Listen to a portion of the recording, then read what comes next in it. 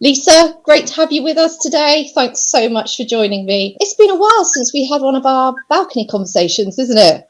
It sure has, hasn't it? They were great fun, Michele. They were probably the best sessions we ever had, don't you think? Yes, I think what we're trying to do today is recreate a moment in time. This is even pre-COVID, isn't it? Where Lisa and I worked together on a large public sector client. And every Friday morning, we'd meet for a coffee. We'd have a chat on the balcony. We'd discuss all things that were just we've reflected on the week. And sometimes we came up with some really good ideas together as well, didn't we? I think most of the time, wasn't it? Not sometimes, Michele. I think by the end of that beanbag session, we were up and ready to go, weren't we? Change the world. We did. So we were writing a book as well, weren't we, at the same time? And honestly, thank you. You were great inspiration, great support to me. And years later, here we are, still talking to each other and bouncing ideas around. So thanks for coming on and being part of Let's Talk. No problem at all. Just wish we were on the beanbags, but maybe another time. Next time, I'm sure. Okay, so we're here today really to talk about digital change and how we enable that. We come from very different parts of that spectrum, but somehow together with our conversations, we've always managed to connect. And I was just thinking about, you and I have reflected about our careers, our long careers. Have you seen, and what can you tell us about the change that you've seen over that time about how organisations embrace that technology change? Yeah, that's a great question. And, over the time I've been in work, because as you say, Michele, it's a pretty long time, I've seen a real step change. I've seen a world where we were delivering quite bad tech into organisations and doing the business experience of that badly too. I've then been through an era of starting to deliver really good tech, but just not having that business experience to back it up. And I'm now definitely starting to see green shoots of organisations wanting not to just deliver great tech, but deliver great experiences. And that would probably be the journey I've been on if I think through the different stages. Okay, so good tech, good experiences. At Inform, we always put people first. And when we come into an organisation, we're always thinking about the people and the culture and how we engage with them first. Where do you think the people engagement comes in, or the user engagement? Users are people. We like to talk about them as people. In a digital transformation, where do you map and see people coming into that process? For me, it has to be at the very, very beginning. What I've definitely witnessed with digital transformation is it is all about the person who's going to be accessing the tech. And to be able to really get to the heart of that person that's going to be accessing it, you have to be in at the very beginning of the conversations, and you have to be thinking and shaping the experiences that a team wants to create. And you want to be making sure that you're listening to all of the different characters out there that could be using the tech, and make sure that you're thinking about how they're going to adopt it, how they're going to experience it. And also, I think, help the tech teams, Michele, embrace that from the start as well. So it's interesting you say about the characters. Do you think that characters can derail digital transformations? Totally. There's some great characters out there. We've all seen them. I've seen the real hard tech person who's more the architect that just wants to talk about how the tech integrates together, how the data flows through the back end. They want to dominate those conversations. And then we've seen maybe that one person who believes that all experiences are exactly the same, and let's just deliver a system out into the organisation with that training programme that everyone's going to go on in exactly the same fashion and not get outcomes. So definitely the derailers are those that are very tech focused, and also those that think there's only one way to deploy tech, and it's through training programmes, which is stuck in the 1980s as far as I'm concerned. Yeah, I think especially on the last programme that we worked on together, it was really understanding from I always thought about the customer facing teams. What did the customer facing teams need to have to be ready? What did they know about the new technology that was being deployed? And, if they had confidence in it, and if we understood how they worked with their customers, that's how we could bring this new thing and make it fit with their day-to-day lives. I think it's about making that transition easy. Yeah, it's got to be easier than what they've got, otherwise people won't move towards that change.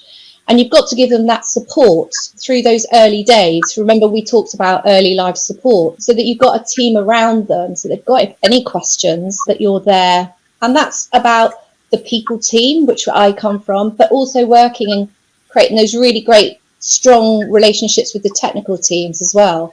It can be done. We've seen evidence of it. We've definitely done it. But it's a challenge. But we've always said it's a bit of fun as well, isn't it? Nothing quite like building up to a big go live and having everything in place. And it's a bit of a rush. And I'm still chasing that rush. I love it. It is. And I remember when we were sitting on the bean bags, Michele, we were talking about technical readiness and operational readiness and business readiness. And I think, there's a tendency for tech teams to worry about the technical readiness and the operational readiness of that tech to go live, thinking that that's all the boxes they have to tick to get that go live decision.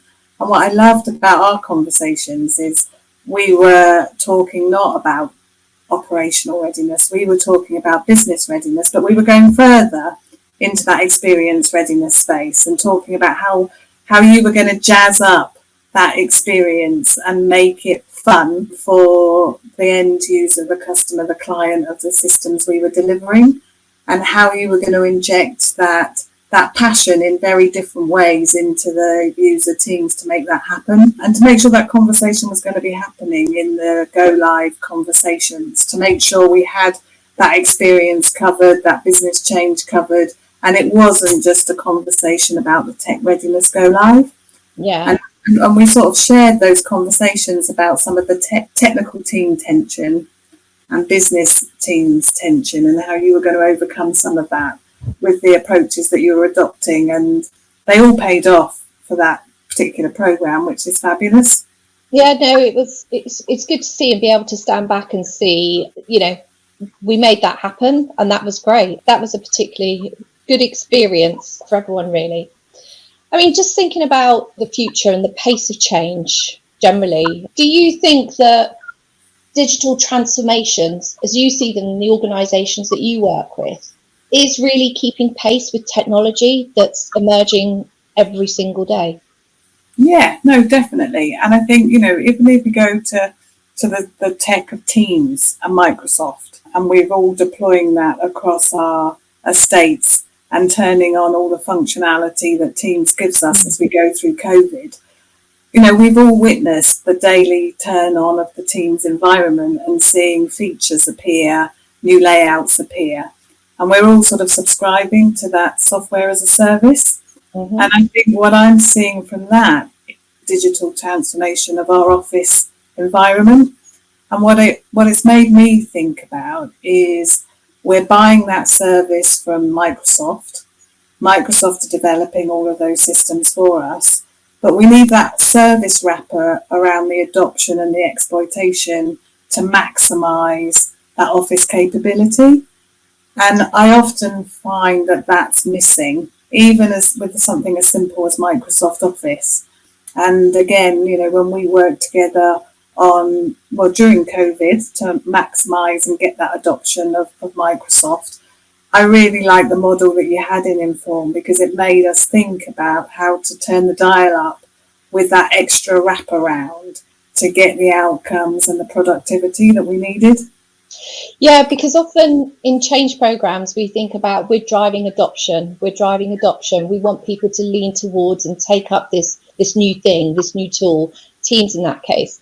And adoption is that sort of first step of the journey. And that's great. And it's good to have people jumping on. And in some cases, especially COVID, everyone just had to jump on. There was no alternative. So adoption was very easy then. I think the next level, as we see it in Inform, is about how do we optimize the use? How do we empower people to use it? And then let's really exploit it. And there's a huge wrapper that's coming from Microsoft as well about how you can exploit the use of Teams as well. And I don't mean that in a derogatory term. I think it's about getting insight and value for the business, but also for people to make life easier, right? We just want an easy life. So those are the steps that we take to ensure that adoption's there, but then you really start to use the tool well, and that you don't proliferate it amongst your organisation so it becomes unmanageable and people groan and go, oh no, not another team that I've been added to. So there's some of the enhancements that we are now building with organisations to make, like I say, life easier for people. I mean, what advice do you have for organisations that are trying to get the full value out of the Microsoft products they're paying for? What advice would you give them? I mean, for me, the key advice, Michele, is to recognise that you're investing significantly in a software package, whether that's Microsoft or any other package, and recognise that unless you supplement that investment with business change investment to marry up with it, you're not going to get the best out of that software that you're paying for. We're no longer in a world where we're developing our own bespoke systems. We are buying platforms into our organisations, and therefore we have to work better at understanding the roadmap of those systems that are coming into our organisations, and really work with people like yourselves really to work out where it's going to matter most, where it's going to unlock pain points, and how we're going to inform and inspire our people to embrace the software we're bringing in. So, my advice is not to scrimp on the business change and experience size of investment. And of course, you'd expect me to say that. I'm talking to you in the Inform team, and it's what you do for a living. So, but I really think in most programs, it's an underinvested area of change. I think it needs to be based across digital transformation programs more than any other program, because essentially we're all trying to drive self-service, and we're all trying to drive people to use tech in a way that means you have to read a manual. And that takes a lot more thought in terms of how to promote what you're doing, how to prepare what you're doing. And it's a different type of thought and preparation than what we had all traditionally done. It's not about training courses. Especially it's about high impactful social media techniques to grab people's attention. The TikTok world of self-taught PowerPoint, Excel is taking off if you're on TikTok. We all want to learn fast and adopt things quickly. So there's new mediums and new ways to do that. We've got a real opportunity to use the power of the social media phenomenon that is the Instagrams and the TikToks. I mean, how many of us are still thinking about the old-fashioned training package that we roll out, which means you're in a training session for 5 hours, 6 hours a day to learn how to use a system? Those days are over. The days of TikTok, instant learning, instant acceptance and adoption of things is on TikTok and on Instagram. And we all need to look at ways that connect and inspire our audiences to know how to use the system through that sort of media. And we need to look to creative agencies to do that, because the traditional agencies just are not there. They're still rolling out their training packs, their training material. And TikTok just inspires anyone, doesn't it? Surely. So that's really interesting that you talk about social media and influencers, because I think that, why do we behave in a way when we get into work and we sort of either sit at our desk at home, or some of us are now going into the office? Why is it perceived that we are unable to pick things up in a very short space of time? We're all using our phones every day. And I like to think about that in my campaigns. We talk about champions, but really what we're talking about is, where are your social media type influencers inside your building, inside your organization, and leverage the influence that they have over you, over your audience. For example, I see you as an influencer over me. I like listening to what you say. I listen to you on LinkedIn, and I read you at the weekend and catch up on your blog. So it's not just about, fashion and buying things. It's about how you plant your tomatoes. So I think the key thing maybe to end on Yeah. is, maybe the conclusion of all of this is, I'm a massive supporter of operational readiness, business readiness, and experience readiness. Mm-hmm. And a massive supporter of making sure teams include investment in what it takes to get the business readiness and experience and readiness up the curve. Yeah. And that I've enjoyed working with you and still enjoy talking to you about how to get the best from teams in this environment. And, the one takeaway of all of this has to be to think creatively about how to adopt tech with the new tools and some of the new ways of working to get the most out of adoption. Mm-hmm. I think for me, Lisa, what I've seen over the past few years is that more and more evidence of building in that readiness element to new things, new ways of working, new technology in businesses. It is coming, and you can see it emerging. Only just this week, I had a client come up to me and says, I've got this £1 million business case. We've carved the space out for readiness. And that's just within a short space of working with them. They knew they had another project on the horizon. They started to see some of the work that we're doing and realise that it needs to be brought in right at that business case level. What are you seeing around that readiness package that needs to be built into these transformations? I am seeing more and more people factor it in. I don't think it's being factored in enough, if I'm honest. I think I'm just starting to see people understand the methods, approaches that you talk regularly about, Michele. So, that readiness bar is, as we've said, far bigger than just the tech readiness. It is the experience readiness too.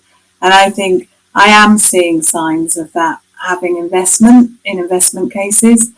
I'm also sort of mindful that it's not necessarily just the investment cases that need to embrace it, and some of them are.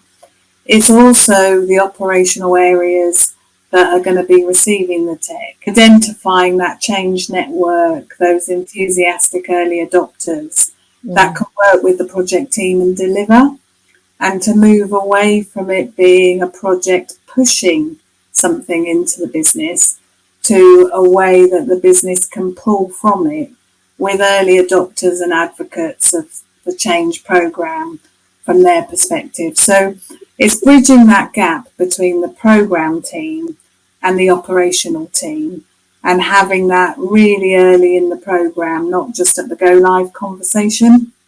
And I'm seeing that happening. And I saw you do that too, with the team in the business working with the project team. And that takes effort on the tech team, it takes effort. It also takes significant effort on the operational team, which I don't often think the operational team is ready to participate. So getting the business ready to participate ahead of the business readiness of the system is something that needs to continue to happen and needs to grow more than it is today. And I am starting to see it across many of the programs that I work on. But I'm excited in the 2020s to how that could become the norm and how programs do run, because it has to be. We have to go there. And that brings us back to that point where I asked you about where do people come into this conversation? And it's not necessarily about me or the agencies or Inform Team. It brings it back to the people and those operational teams that you talk about. Perhaps they've never thought that they had agency in that conversation, so that they sit back and have it this thing done to them, rather than know that they have skin in the game. And that's about that pull, isn't it, that you talk about, rather than those tech teams and program teams pushing things. So it's about people. I think it's about getting close to the business that's receiving that transformation, that's receiving that change, and being part of their conversation and supporting them, so that we move the dial from push to pull. Exactly. And we have fun, and I think that's the other key thing that I've seen. There are so many different ways that people can have fun on these programs. And that's when, I sit back and see the multi-millions invested in programs. I see all the hours of sweat and discussions that happen technically. And then I see a program go live and could be a damp squid, could genuinely be a damp squid. But what I get really excited about is when that tech goes live, there's excitement, there's encouragement, there's lots of posts going up on the company Yammer site or on the intranet site. And people, you can see how it makes the whole team proud of what they're delivering. The IT team are prouder of what they've done. The business team feel they're part of the success of the program. Yeah. And that's when the magic happens. And that doesn't happen without a lot of effort behind in the background making that happen. But when it does, it is magic. Yeah, that's the rush I was talking about. I just can't help chase it, and that's what I'm after. Lisa, it's been great having you along to our virtual balcony. Let's try and do it again in person. Great to catch up with you, and love listening to you and looking out for your next LinkedIn post. Well, you've inspired me, Michele, today. So there is bound to be a LinkedIn blog post related to this conversation, because in the same way that I may have inspired you, you again have inspired me. So thank you. Thanks very much. We'll see you soon. Bye.